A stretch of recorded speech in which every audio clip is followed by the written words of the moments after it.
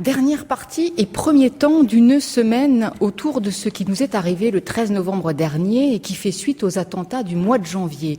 Une semaine enregistrée ce samedi 12 décembre en public au studio 106 de la Maison de la Radio et en partenariat avec le 1. Nous avons pensé 5 émissions, 5 entretiens dans le cadre de notre dernière partie, 5 entretiens qui reviennent sur ces événements d'une violence inouïe pour mieux envisager notre avenir. Nous avons invité 5 personnalités à discuter avec nous et avec 5 intervenants triés sur le volet. Demain, nous demanderons à Ronnie Broman si la guerre est la bonne solution pour lutter contre Daesh. Et c'est la journaliste spécialiste de politique étrangère au Figaro, Isabelle Lasserre, qui viendra lui poser des questions avec nous. Mercredi, nous interrogerons la responsabilité de l'islam dans les attentats et l'anthropologue Malek Chebel nous dira si un islam des Lumières est un antidote à l'islamisme ou bien si, comme le pense le philosophe Raphaël Yogier, qui dialoguera avec lui, la religion n'est pas en question. Jeudi, nous recevrons Jean-Pierre Chevènement. Est-ce que la fermeture des frontières est une garantie de sécurité nationale? Et le géographe Michel Fouché lui donnera la réplique. Et cette question du retour des nations et du sentiment national nous occupera lors de la dernière émission de vendredi, en compagnie des 2 sociologues Dominique Schnapper et Michel Vieviorka. Comment refaire société face à la fragmentation? Savons-nous encore qui nous sommes, nous, Français? Mais pour ouvrir cette série, comme notre envie au fond c'est de comprendre ce qui nous arrive, il nous a semblé intéressant, voire logique, de commencer sur une simple question: qu'est-ce que comprendre? Évidemment, sous la dimension un peu scolaire de la formulation, la question recèle une problématique assez vertigineuse. Il n'est qu'à regarder le traitement médiatique des attentats qui a fait ressurgir une critique souvent adressée aux sciences sociales. En cherchant à comprendre les événements, les sociologues se montreraient compréhensifs, ce qui les conduirait à justifier certains actes odieux.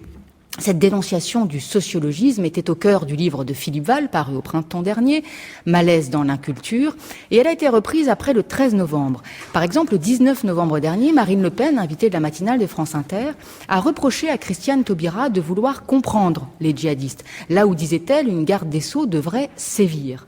Le 26 novembre, au Sénat, en réponse à une question d'un parlementaire, Manuel Valls a affirmé qu'il en avait assez, je le cite, de ceux qui cherchent en permanence des excuses et des explications culturelles ou sociologiques à ce qui s'est passé.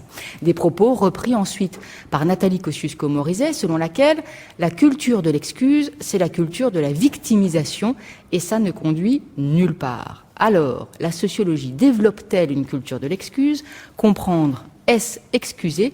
C'est la première question que nous avons envie de poser et nous la posons à notre invité, Bernard Lahire. Bonjour. Bonjour. Vous êtes professeur de sociologie à l'École normale supérieure de Lyon. Vous êtes l'auteur d'un livre à paraître le 7 janvier prochain aux éditions La Découverte sur ce sujet, puisque ce livre a pour titre « Pour la sociologie et pour en finir avec une prétendue culture de l'excuse ». Au fond, c'est sans doute la valeur de la science que nous allons interroger aujourd'hui autour de cette table. Et pour vous interroger à nos côtés, pour dialoguer avec vous, nous avons proposé à Brice Couturier, que les auditeurs de France Culture connaissent bien. Bonjour Brice Couturier. Bonjour tout le monde.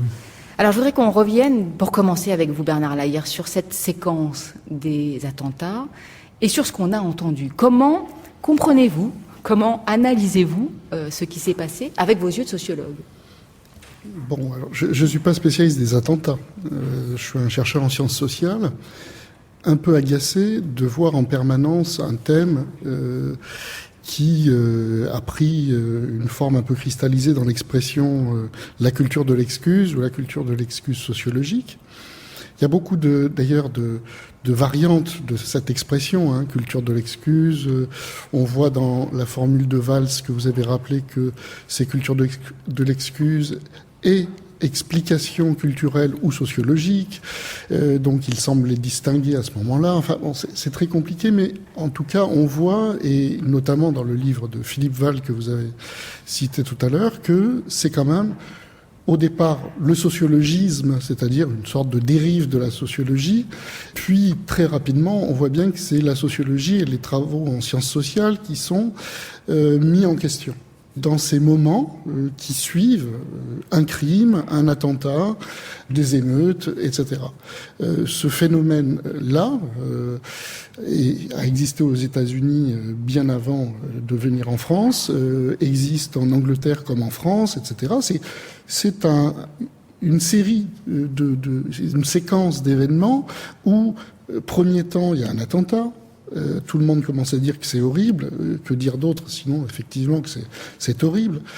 Donc, il y a un temps d'émotion très, très fort. Puis, très rapidement, parce que il y a des personnes qui commencent à analyser ce qui se passe, les raisons pour lesquelles ça s'est passé, on commence à dire non, pas d'explication, pas de compréhension, parce que je pense que immédiatement on glisse. Il y a un glissement terrible, en fait, de compréhension à justification, de compréhension à excuse. Ah pardon, quoi.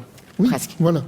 Et là, je pense que on est dans une situation qui est vraiment très très problématique, parce que les sciences sociales, elles sont pas là pour distribuer des bons points, pour dire voilà les bons, les méchants, etc. On étudie les choses telles qu'elles sont, telles qu'elles se font, les choses telles qu'elles sont, et pas telles qu'elles devraient être. C'est pas notre job. Chacun doit faire son travail, et on ne travaille pas dans un tribunal. Donc on est là ni pour culpabiliser, pour dire qui est le coupable, ni pour déresponsabiliser, comme on nous le renvoie assez régulièrement. Donc voilà, moi j'ai voulu intervenir avec un livre qui dit les sciences sociales, c'est pas ce que vous dites qu'elles sont, et arrêtez de nous dire que nous excusons quoi que ce soit. Nous sommes là pour essayer de comprendre, et comprendre, c'est quand même mieux pour prévoir les actions que nous devons mener à l'avenir. Voilà, c'est ça le propos de mon nom. Justement, il me semble qu'il y a un temps intermédiaire qui est le temps de l'action. Il y a un attentat qui se produit, il y a une action nécessaire à produire, et puis il y a une explication éventuellement à fournir. Je crois que c'est sur la question de savoir comment faire face à ces attentats sur lequel le débat a lieu, cette question qui est en jeu. C'est-à-dire, est-ce que dans la culture dite de l'excuse, si l'on commence à comprendre les situations de manière sociologique approfondie, est-ce que cela va modifier, et de quelle façon, la riposte ou la contre-attaque que l'on peut faire par rapport à cette question qui nous est quand même posée de manière éclatante, si je peux dire. Écoutez, je vais déporter le problème sur le monde physique. Les sciences sociales, elles travaillent sur le monde social. Vous avez les sciences physiques qui travaillent sur le monde naturel, physique, etc. Ce n'est pas en niant les lois de la gravité qu'on a réussi à voler. Voilà. Je vais dire ça parce que tout le monde comprendra. Qu'il y ait des désirs d'envol social, avec des gens qui diraient je vais me jeter par la fenêtre parce que j'ai envie de voler. Les sciences vous expliquent que vous risquez très rapidement de terminer mal. On a inventé des moyens pour contrer ces déterminismes naturels. C'est-à-dire qu'on a inventé des parachutes, on a inventé des planeurs, on a inventé des avions qui permettent justement de lutter contre un déterminisme. Donc, montrer un déterminisme, ça n'est pas se coucher devant une cause qui est, on n'aurait aucun moyen de revenir sur ces causes. C'est pointer les contraintes qui sont celles du monde pour pouvoir lutter contre. Alors, donc il faudrait lutter contre de quelle manière, différemment, par rapport à ce qui se fait, selon... Mais si vous voulez, une fois qu'on a compris. D'abord, il faut faire l'analyse de ces choses-là. Moi, je ne suis pas spécialiste de ces questions-là. Si on lit les spécialistes, on voit bien qu'il y a des niveaux d'explication extrêmement différents, et il faut, à mon avis, y regarder de près. C'est-à-dire que vous avez, à l'échelle internationale, des rapports de force entre nations, entre civilisations qu'il faut étudier. Il y a des rapports qui sont déséquilibrés, il y a des gens qui agissent dans une histoire macro-sociologique et de longue durée qu'il faut arriver à comprendre. Ça, c'est un premier point. Plus vous avancez, plus vous avez affaire à des organisations. On nous dit, par exemple, vous expliquez tout par la pauvreté, alors que, par exemple, vous avez des gens qui, dans ces affaires-là de terrorisme, ont des niveaux de diplôme assez importants, etc. Mais oui, mais bien sûr, mais la sociologie, la bonne, n'a jamais dit ça. Elle ne dit pas que tous les pauvres vont devenir terroristes, ce serait ridicule. D'ailleurs, une organisation terroriste, c'est un lieu de division du travail. Vous avez des intellectuels comme vous avez des ouvriers. Et donc, il faut analyser tous les niveaux pour comprendre. Par exemple, ceux qui vont se faire sauter avec une ceinture, ceux-là, pourquoi ils en arrivent là, il faut aussi étudier leur trajectoire sociale, comment ils sont attrapés, manipulés par des institutions qui leur font faire ça, qui leur donnent du sens, qui donnent du sens à leur vie à un moment donné. Voilà. Mais vous voyez, entre le géopolitique et l'analyse de trajectoire individuelle, il y a beaucoup de choses à étudier. Brice Couturier.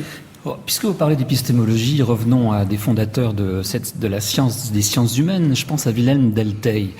Wilhelm, il disait une chose simple: la nature, on l'explique, la vie de l'âme, on la comprend. Et il demandait qu'on spécifie très clairement ce qui était de l'ordre des causalités physiques qu'on peut expliquer parce qu'il y a un déterminisme simple, et ce qui relevait des sciences qu'il appelait lui des sciences de l'âme, les sciences de l'homme, les sciences humaines, qui elles nécessitaient de la compréhension parce que simplement la compréhension comporte une part de subjectivité. Il y a une part d'interprétation personnelle que ne connaissent pas évidemment les lois de la nature qui, elles, en tous les cas telles que les connaissait Dilthey à son époque, sont absolument d'une causalité implacable. Or, précisément, ce qu'on reproche à la sociologie aujourd'hui, c'est d'avoir été instrumentalisée, parce qu'elle nous a dissimulé en se focalisant sur ce qu'elle sait faire, c'est-à-dire en fait les déterminismes sociaux. Elle risquait de nous masquer d'autres aspects, comme par exemple les aspects psychologiques, qui sont absolument essentiels pour comprendre la dérive d'un djihadiste, ce que Hans Magnus Enzensberger a appelé le perdant radical, qui me paraît bien plus intéressant que les déterminismes sociaux, puisque vous venez de le dire vous-même, ils n'ont pas joué. Quand on regarde la carrière individuelle de chacun de ces terroristes, c'est des gens qui viennent de partout en matière de milieu. Vous avez même des milliardaires comme Ben Laden, qui était un milliardaire, fils de milliardaire. Donc ça n'explique pas les conditions socio-économiques, ça n'explique pas ce passage à l'acte. Il y en a d'autres. Et puis il y a les déterminismes culturels. Et ceux-là, ils nous ont été masqués pendant longtemps. Souvenez-vous de la manière dont quelqu'un comme Hugues Lagrange a été excommunié par votre milieu pour avoir brandi le fait que dans une des causes principales de ce terrorisme islamiste, c'était précisément des causes culturelles. Et puis il y a les causes purement idéologiques. Ça évitait ce déni, ça portait un déni sur les relations qui sont encore tabous aujourd'hui entre le texte fondateur de l'islam et l'islamisme. Cette question n'est jamais posée quand on essaye de focaliser l'attention sur les déterminismes sociologiques. C'est exactement le reproche principal qui est fait à la sociologie. Bernard Lahire, à chaque fois, on y revient, c'est exonérer les individus en rejetant la faute sur la société et se focaliser sur les déterminismes sociaux en oubliant les autres causes possibles. Mais ça, c'est une méconnaissance totale des travaux. Je suis désolé de le dire. Je peux même vous dire que votre référence à William Dilthey est pas terrible. Je suis désolé. Alors pourquoi pour vous? Parce que vous avez aujourd'hui plutôt des gens comme Max Weber ou Norbert Elias ou Jean-Claude Passeron qui ont montré le fonctionnement du raisonnement sociologique, qui sont beaucoup plus cités et utilisés. Chacun ses sources. Dans les sciences. Oui, mais vous n'êtes pas sociologue, donc moi je vous explique. L'argument de la science aujourd'hui, il n'a plus vraiment la question d'intimidation. La vocation d'intimidation qu'il avait jusqu'à présent. Si vous ne voulez pas connaître, c'est votre droit. Tout le monde a le droit à l'ignorance. Si vous voulez être ignorant, c'est pas un problème. Moi, ce que j'essaye de vous dire, j'essaye de vous expliquer très très tranquillement que c'est pas les bonnes références. Quand vous dites que par exemple, je parlais de déterminisme, pas par la pauvreté, etc. Ça marche pas. C'est très pauvre. C'est très pauvre de raisonnement sociologique. En revanche, Ben Laden et la personne qui va se faire exploser, c'est pas du tout les mêmes. C'est une organisation comme toute organisation avec une division du travail, encore une fois, des chefs aux sous-fifres. Donc, vous voyez... Ce que se mettait en avant, c'était quand même la question aussi de l'islam. Est-ce qu'il ne peut pas y avoir une cause, précisément, directement, et pas seulement sociologique, mais aussi idéologique. Mais là aussi, c'est une erreur de découpage. Je suis désolé, c'est pas. J'ai rien contre vous particulièrement, mais si vous moi voulez. non plus. Je suis contre la sociologie, du reste. Ce n'est pas. Oui, mais comme je suis sociologue.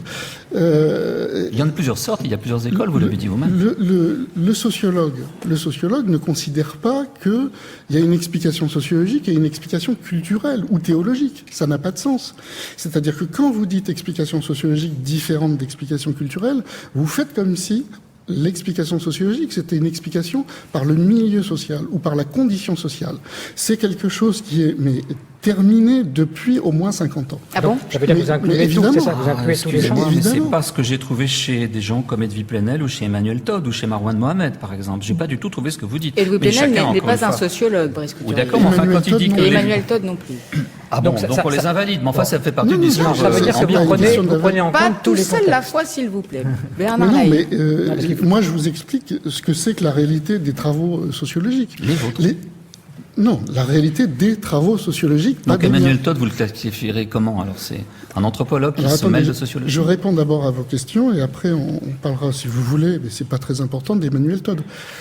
Si vous regardez les différences entre culturelles, théologiques, vous avez un sociologue allemand, Max Weber, qui a passé toute sa vie à travailler sur la sociologie des religions.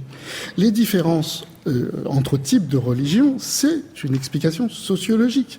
Et il a expliqué même le décollement du capitalisme par le protestantisme. Donc, vous voyez, pour lui, c'est un fait social, le fait religieux. Depuis, les différences entre générations sont considérées comme des faits sociaux. Les différences genrées, comme on dit, entre hommes et femmes, parce que simplement les hommes et les femmes ne sont pas éduqués de la même façon dans nos sociétés. Donc, les différences de comportement sont à rapporter, la plupart du temps, à des conditions de socialisation ou d'éducation des individus, hommes ou femmes, etc., etc. Et les différences religieuses ne sont pas... Il n'y a pas une opposition entre explication sociologique et explication culturelle ou religieuse ou théologique. Pour vous, Bernard Lahire, ce rejet de la sociologie est un rejet qui, au fond, nous dit quoi dans la société ? Ça nous dit qu'il est extrêmement difficile pour les hommes d'action politique de passer à quelque chose qui est beaucoup plus rationnel dans le rapport au monde social. C'est-à-dire ce que dit un sociologue comme Norbert Elias, c'est que on a réussi à avoir un rapport beaucoup moins émotif, beaucoup moins affectif au monde physique. Parce qu'on a appris à avoir un rapport scientifique au monde physique. À une époque, on pensait que dès qu'il y avait un orage, c'était la colère de Dieu, qu'on avait fait quelque chose de mal, etc. On a progressivement pris de la distance par rapport à des phénomènes naturels, physiques, qu'on a su comprendre. Bon. Et du côté du monde social, c'est beaucoup plus difficile. D'abord, c'est des sciences qui existent depuis beaucoup moins longtemps. Et je pense qu'il y a une difficulté réelle à mettre tout ça à distance, parce que ceux qui sont aux affaires, quand même, savent que si on commence à essayer de comprendre, on va peut-être pointer aussi le rôle, pas la responsabilité nécessairement, bon, c'est pas un vocabulaire que j'emploierais comme sociologue, mais le rôle des politiques qui ont été menées, que ce soit des politiques internationales, que ce soit politiques extérieures, ou des politiques au sein du pays, etc. C'est-à-dire que prendre acte du fait qu'il y a quand même des causes à tout ça. Ce serait attribuer des fautes et ça, on ne veut pas le voir, c'est ça ? Les sociologues ne parlent pas en termes de fautes, mais eux le voient comme ça. Et ils préfèrent considérer Les détracteurs le voient comme ça. Oui. Et ils préfèrent considérer que le mal est quelque part, bon, qu'il faut surtout l'éradiquer, et un point c'est tout. Mais on éradique quelque chose qui pousse, ça va continuer à pousser après, parce que les mêmes causes produiront les mêmes effets. Donc c'est ça le problème.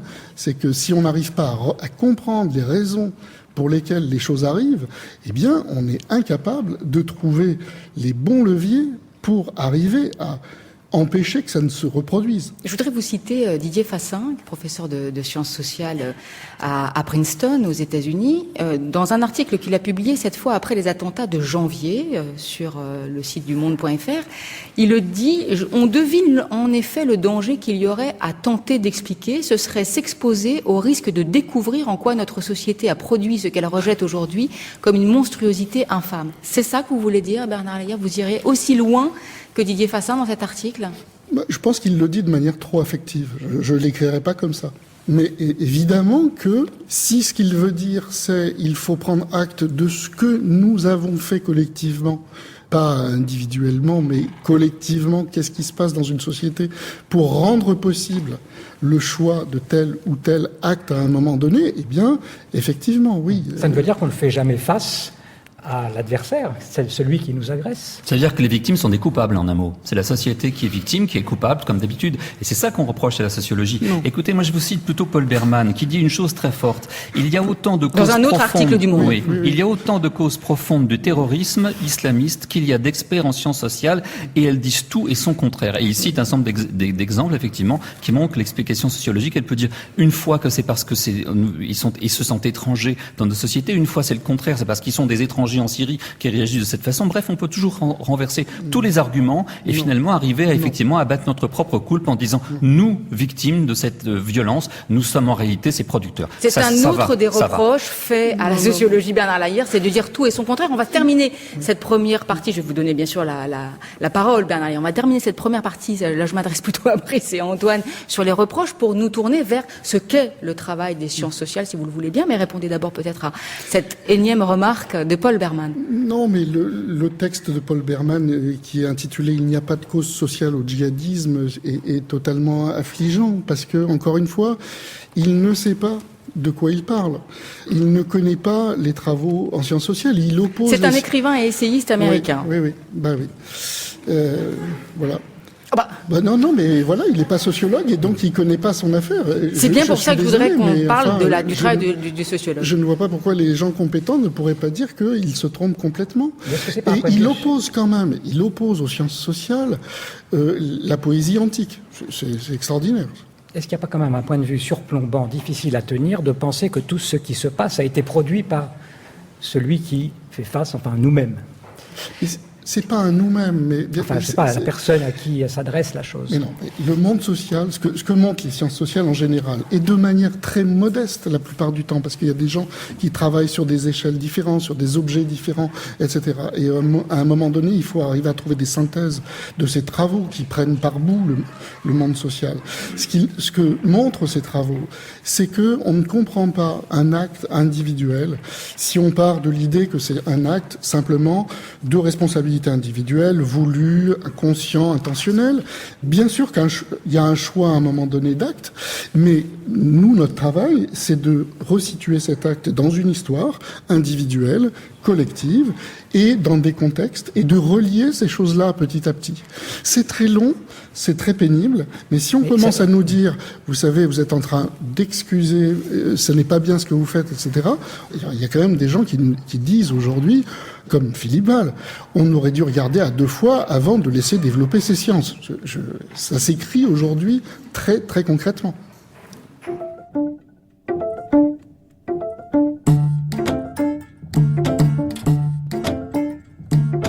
France Culture, la grande table. Caroline Brouet.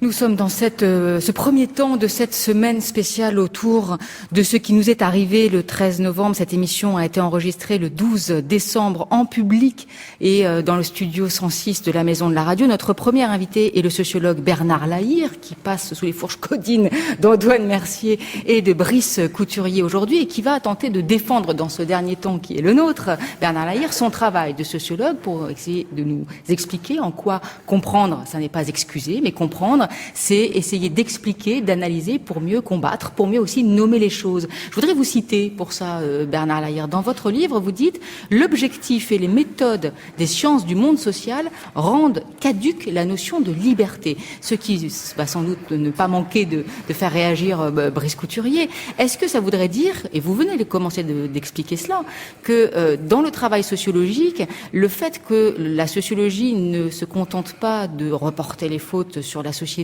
mais ne se contente pas non plus de dire que on agit individuellement, ça voudrait dire que vous refusez, et ça c'est un principe même scientifique, vous refusez l'idée de libre arbitre.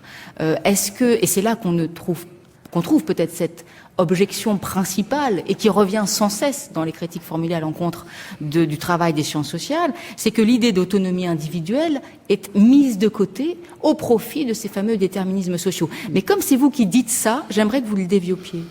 Oui, alors je suis pas le seul à le dire. Le problème, il n'est pas que...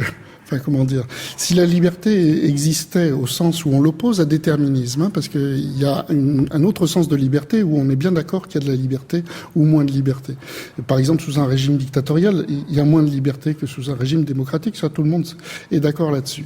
Par contre, quand on tombe dans le débat de philo pour classe de terminale entre déterminisme et liberté, là, on est dans un problème. Bon. Et ce que disent les sociologues, et je suis pas le seul à le dire, c'est que simplement la liberté, ça n'a pas de sens pour nous, puisque notre travail consiste à expliquer les choses, donc à réduire à chaque fois qu'on croit que c'est lié à une pure volonté, un choix conscient, rationnel, etc. On montre tout ce qui est les conditions de possibilité de cet acte, l'histoire qui a précédé cet acte. En fait, la complexité des causes, c'est pas seulement justement les déterminismes sociaux, c'est réducteur de dire que c'est des déterminismes sociaux. Alors, il faut s'entendre aussi sur déterminisme, parce que je pense que dans la tête de beaucoup de gens, aujourd'hui, quand on dit déterminisme social, on pense si je dis que la pauvreté joue un rôle, alors tous les pauvres vont devenir terroristes. Il n'y a évidemment aucun sociologue qui a dit ça. Vous prenez le travail inaugural de la sociologie statistique de Émile Durkheim, il travaille sur un geste qui est très peu fréquent, le suicide. Les gens se suicident rarement, ce qui est une bonne chose. Par contre, on a suffisamment de gens qui se sont suicidés pour étudier les régularités dans l'acte de se suicider. Et Durkheim, prenant toutes les données, montre, et ça a été confirmé depuis, qu'il y a un certain nombre de régularités, de déterminisme. La probabilité de vous suicider est plus grande quand vous êtes célibataire que marié. À l'époque de Durkheim, quand vous étiez protestant que catholique et que juif, etc., etc. À chaque fois, il regarde comme un objet physique, d'une certaine façon, qu'est-ce qui pèse sur des actes. Et vous voyez, l'acte de suicide, c'est un acte qui est conçu comme un acte personnel, purement intime. Et pourtant, il y a des régularités sociales. Il y a des régularités collectives. Mais, je vais juste au bout de l'argument. Il ne dit pas, tous les célibataires vont se suicider. Évidemment, c'est idiot. Et même que si je cumule les propriétés, je suis célibataire, je suis protestant, je suis en début de semaine, parce qu'on se suicide plus en début de semaine qu'en fin de semaine, etc. Ça ne va pas faire de moi un suicidé automatiquement. Donc c'est pas ça le déterminisme. C'est un déterminisme de probabilité. La probabilité de se suicider est plus grande. Voilà ce que disent les sociologues, ou les sciences sociales en général. Donc les individus ne sont pas dissous dans ces explications-là. Bien sûr que non. Donc pourquoi est-ce qu'on ne pourrait pas considérer qu'il y a donc effectivement du libre arbitre, les djihadistes ont leur libre arbitre, et qu'à ce titre-là, il y a malgré tout une façon d'agir vis-à-vis d'eux qui n'est pas uniquement liée aux explications des approches. Voilà. Parce que quand vous dites libre arbitre, moi j'entends arrêt de l'interrogation. C'est-à-dire si vous commencez. Pourquoi entendez-vous ça ? Parce que si vous dites c'est un libre arbitre. Oui, c'est la limite de la science. Vous n'avez plus rien à dire sur les raisons pour lesquelles ils ont commis l'acte. Or, nous, notre travail. Ça peut arriver. C'est qu'on n'ait plus de limite, puisque vous-même vous dites que c'est statistique, que l'on n'arrivera jamais au cas particulier. Mais si, on arrive au cas particulier. Mais ça, je vous parlais de données statistiques. Ce que disent les sociologues statistiquement, c'est les probabilités sont plus fortes chez les uns de réussir à l'école que d'échouer, de se marier que de... Bon, etc. Enfin, on a des tonnes de données comme ça qui montrent que les données collectives ont un poids sur les destinées individuelles. Mais il y a aussi des études de cas. Moi, j'ai travaillé, par exemple, sur les réussites scolaires improbables en milieu populaire. C'est des cas extrêmement atypiques, improbables. C'est-à-dire des gamins qui ne devraient pas réussir statistiquement et qui réussissent. Bon, c'est convaincant, Brice Couturier. Moi, je voudrais juste vous opposer des faits, puisque au Mali, il y a des terroristes islamistes, ils détruisent des textes sacrés qui remontent au XVIe siècle. Au Nigeria, il y a Boko Haram qui emprisonne des jeunes filles et qui les vend comme esclaves. En Syrie, il y a des types qui décapitent, qui exécutent, qui égorgent, qui tuent des enfants. À Paris, il y a des gens qui tirent dans ceux qui ont le malheur d'aller dans des concerts de rock. En Californie du Sud, tout récemment, on a massacré également des gens pour un réveillon de Noël. Moi, je vois pas très bien quel est le point commun entre les sociétés nigérianes, maliennes, françaises, californiennes du Sud, et ce que les sociologues peuvent nous apporter dans ce domaine, puisqu'on a affaire au même phénomène, des fous qui tuent en criant le nom de Dieu, de leur version d'un islam. Je vois pas très bien ce que la sociologie peut nous apporter dans ce domaine, puisque visiblement on a affaire à un phénomène planétaire et que les sociétés sont très différentes les unes des autres. Bernard Lahire. Je ne peux pas convaincre Brice Couturier qui a décidé de ne pas vouloir être convaincu. Donc c'est un travail, c'est un long travail, mais je ne désespère pas d'y arriver. Dites-moi ce qu'il y a de commun entre les sociétés nigériennes et françaises, déjà ça m'éclairerait beaucoup. Je ne crois pas que Bernard Lahire travaille là-dessus. C'est exactement ça. Et puis, c'est pourtant le problème. Oui, mais vous savez, vous semblez en savoir beaucoup sur ces sociétés, puisque vous dites... Non, moi je ne sais rien, mais vous avez l'air de savoir, c'est pour ça que je vous demande. Vous dites... Non, il n'a jamais dit qu'il savait quoi que ce soit sur les sociétés nigériennes. Non je n'ai pas entendu dire ça. Mais en plus, c'est le problème d'audition, là, je pense. Excusez-moi, mais je n'ai pas dit ça. J'ai dit que je n'étais pas compétent dans ces domaines. Par contre, quand vous dites c'est le même phénomène, est-ce que c'est le même phénomène? Est-ce que vous savez exactement, vous, depuis ici, Paris, que tous ces phénomènes-là mobilisent exactement les mêmes forces, les mêmes acteurs, etc. Ils font adhésion et référence au même centre, qui est un État qui règne sur un territoire grand comme la Grande-Bretagne. Et ils prennent leurs ordres là-bas et ils nous tuent ici, au Nigeria ou ailleurs. Donc ça montre bien qu'il y a une cohésion, qu'il y a une idéologie. C'est comme si vous me disiez, je vois des nazis, je vois des SS dans des camps ukrainiens, je vois des SS dans des camps polonais, mais je vois pas le rapport entre eux, je peux pas vous donner d'explication. Moi je vois l'explication, c'est qu'ils ont la même idéologie, la même référence et ils reçoivent les ordres au même endroit. Vous voyez l'explication, Brice Couturier, mais Bernard Lahire s'efforce de vous montrer qu'il ne travaille pas sur ces sujets-là et que quand on est un scientifique, qui plus est spécialiste d'un certain nombre de sujets et de domaines, on se contente de répondre à des questions sur lesquelles on peut répondre. Et puis moi, je fais confiance aux gens qui travaillent sur toutes ces aires géographiques différentes, sur les différents mouvements qui sont ici ou là. Ça n'est pas parce que ça se ressemble de l'extérieur que c'est forcément exactement, encore une fois, les mêmes composants qui sont à l'origine de l'ensemble de ces actes. Vous avez dit tout à l'heure quand même que vous récupériez dans les explications l'ensemble des domaines, y compris la religion. Donc on peut éventuellement quand même accepter l'idée qu'il y a un lien. Mais je n'ai pas dit qu'effectivement qu'il n'y avait pas un lien avec la religion. Encore une fois, il y a très... Ça progresse là. Non, mais vous ça voulez... tombe bien, on arrive à la fin de l'émission. Vous voulez absolument me faire dire que la religion est en jeu. Bien sûr que la religion est en jeu, mais comme plein d'autres choses. Et il faut arriver à articuler ça tranquillement et avec beaucoup plus de données, parce que là, vous prenez des risques quand vous dites ça. Quand vous dites, il y a idéologiquement, c'est cohérent, etc., donc c'est ça qui explique, vous allez un peu vite. Dans votre livre, on arrêtera là, dans votre livre, à la fin, vous espérez qu'un jour la sociologie soit enseignée en primaire. Ah oui, alors le dites pas devant Brice Couturier. Si, justement. On va parce que vous croyez que j'ai jamais fait de sociologie. Attendez, vous croyez que j'ai jamais fait de sociologie de ma vie? Bernard Lahire. Alors oui. C'est une proposition que vous mettez une mauvaise note? Rendez la copie. Bernard Lahire. C'est quelque chose qui est d'abord beaucoup discuté au niveau du lycée, d'une généralisation de l'enseignement de l'anthropologie et de la sociologie, parce qu'on pense que c'est utile. Et moi, mon idée, c'est qu'on a fait entrer à l'école primaire l'histoire et la géographie, qui sont des sciences sociales, et qu'on pourrait tout à fait, de manière tout à fait adaptée, évidemment, mes propositions, c'est de faire rentrer les enfants dans des choses qui sont de leur niveau. Mais de même qu'on on enseigne des choses savantes, les mathématiques, l'histoire, la géographie, on pourrait aussi faire des approches qui expliquent que le monde a des régularités, des différences, etc., et qu'elles s'expliquent par l'histoire, voilà. Je pense que ce serait mieux pour les enfants qu'un enseignement de la morale, par exemple.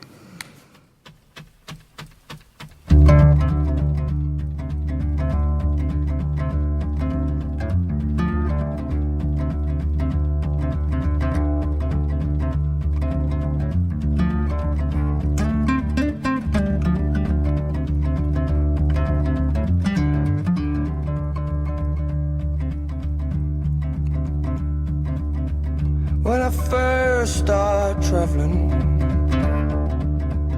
I left on my own.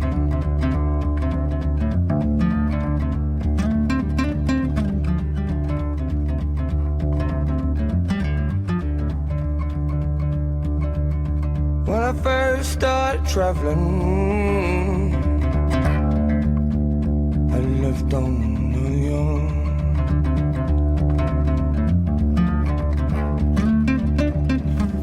Comme à chaque fin de grande table, nous demandons à notre invité un choix musical. Vous avez, Bernard Lahire, choisi Think Wheels. Pour quelle raison ? Pour adoucir les mœurs. Merci beaucoup Bernard Lahire d'être venu aujourd'hui pour commencer cette série d'émissions que nous enregistrons le 12 décembre. Je rappelle le titre de ce livre que je vais d'ailleurs offrir Allez, un Brice Couturier pour la sociologie et pour en finir avec une prétendue culture de l'excuse. C'est un livre qui paraîtra le 7 janvier prochain aux éditions La Découverte. La Grande Table, c'est Raphaël Bourgois, Clémence Marie, Jeanne Aléos, Henri Leblanc, Camille Ferret. Merci à Géraldine Prévost. À la réalisation, c'est Michel-Ange Vinti. Prise de son ici au studio 106 de la Maison de la Radio, Olivier Dupré, Tahar Bouklifa et Éric Villenfin. Merci beaucoup Brice Couturier d'être venu aujourd'hui au micro également de La Grande Table.